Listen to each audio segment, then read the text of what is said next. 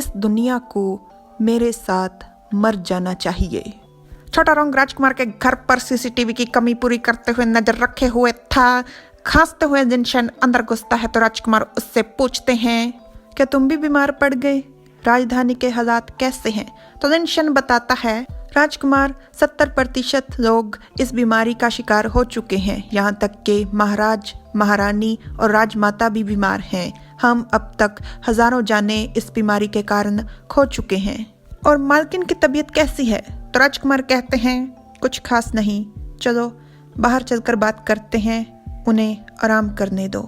Plague के दैत्य पर अध्ययन कैसा चल रहा है? क्या इसका इलाज संभव है?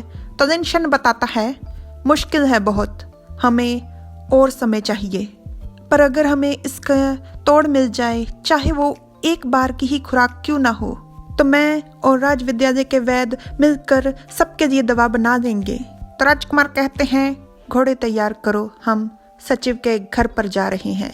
जिनशन कहता है, जी। वो लोग घोड़े पर सवार हो निकल पड़ते हैं। जिनशन बताता है, हमने जब सचिव के घर को घेरा डाला था तभी उसने अपनी असली पहचान को स्वीकार कर लिया था, पर उसने कहा कि वो इस बीमारी का तोड़ तभी बताएगा जब वो आपसे मिलेगा।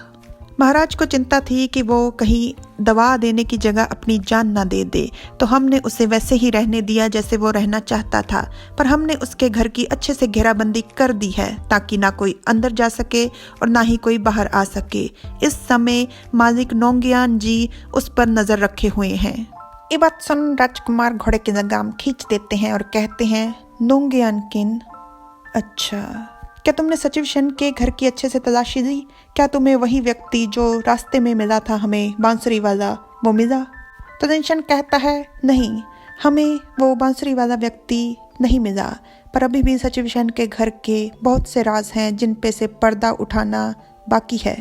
राजकुमार अंदर घुसते हैं। सामने सचिव शन और नोंगियान किन बैठे होते हैं। सचिव शन राजकुमार को देख कहते हैं, तुम आ गए, तुम तो मेरी उम्मीद से भी जल्दी आ गए। राजकुमार गुस्से में कहते हैं, बको कि मुझे क्या करना होगा कि तुम मुझे दवा सौंप दो। तो सचिव शन कहता है, सर्दियों के मौसम में केकड़े मिलते हैं, क्या तुमने कभी खाए हैं? तो राजकुमार कहते हैं फिर से गुस्से में, तुम असल में चाहते क्या हो? तो सचिव शन कहता है, मुझे ऐसे गुस्से से घूरो मत, यहाँ आकर बैठो और मेरी बात सुनो, मुझे तुम्हें एक कहानी सुनानी है। जिनशन तुरंत राजकुमार को आवाज लगाता है रोकने के लिए, परंतु राजकुमार जिनशन को अपने हाथ से इशारा कर मना कर देते हैं और जाकर बैठ जाते हैं कुर्सी पर और कहते हैं, तुम्हारे लिए अच्छा यही होगा कि तुम जल्दी करो। सचिव शन अपने होठों को चाटते हुए बदतमीज कहता है, मैं कहाँ से शुरुआत करूं, और अपने सामने पड़ी केतली उठा लेता है। चलो मूर्ख लड़की से शुरुआत करते हैं जो पूरी तरह से राजा के झूठे प्यार में पागल हो गई थी। वो पूर्व शासक की वंशज थी।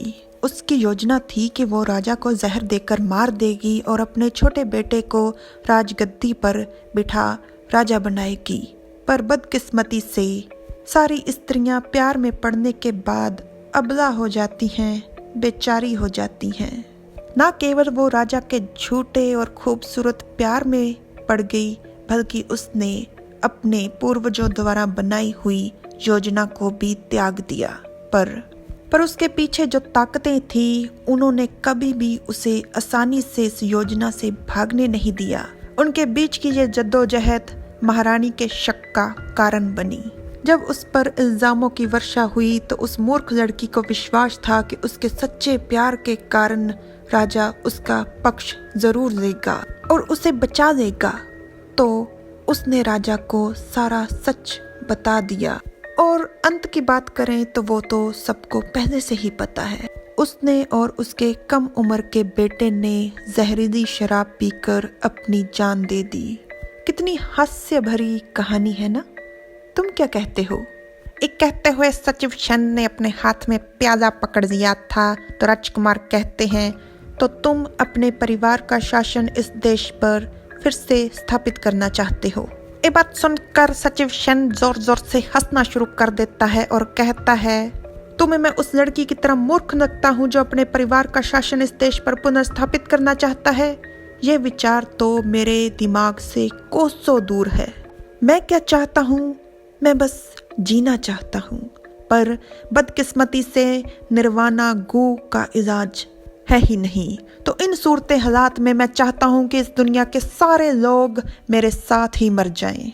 सचिव सेन, तुम्हारे हाथ में पकड़े हुए गिलास को साक्षी मानकर आज मैं पूर्ण होशो हवास में तुम्हें पागल घोषित करता हूँ, क्योंकि अगर तुम सब को लेकर मर भी जाओगे तो तुम सबके साथ थोड़ी ना रहोगे। वो लोग नरक में रहेंगे और तुम, जो यमराज जी ने खास तौर पर आतंकवादियों के लिए नरक बनाया है ना, उसमें रहोगे, क्योंकि तुम आम लोगों के नरक के लायक नहीं हो।